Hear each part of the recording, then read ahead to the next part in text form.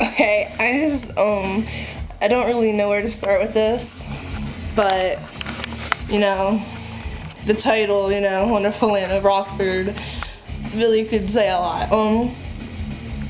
First of all, I just want to say to parents, don't send your kids to Rockford. Rockford does not help any fucking person on this world in the Delaware area. Rockford shit.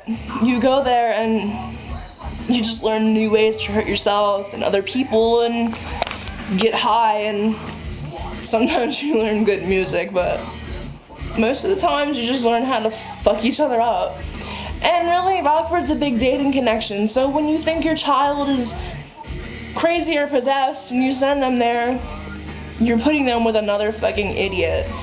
And when you put an emotional kid, quote unquote emotional, into Rockford, they come out even worse, because most of the times if they're a pathological liar and they're emotional, they're gonna take off of other people's lies or their stories and make them into their own lies, and they're just gonna fuck themselves up more. Trust me, I've seen it a million times. I'm not a psychologist, but honestly, being in that psychiatric facility for so long, I understand so much.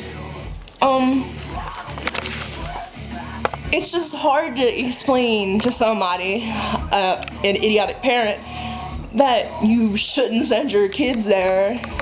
They learn how to hurt each other.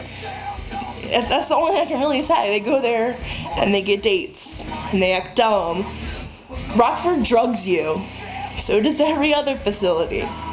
Now, the reason for that is because they don't want any commotion. When you come there and you're making a big fucking ruckus, honestly, they're gonna pump you full of as many fucking sedatives as they can.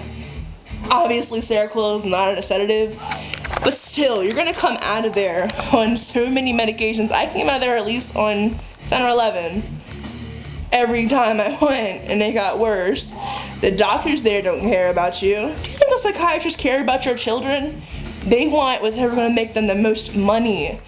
They don't give a shit. And when insurance runs out, your little fucker's back in your house, causing more problems. Yeah, Medicaid doesn't cover every fucking thing in the world.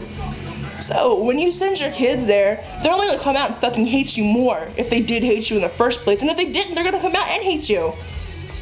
Honestly, it's not worth it. I mean, I don't think it is.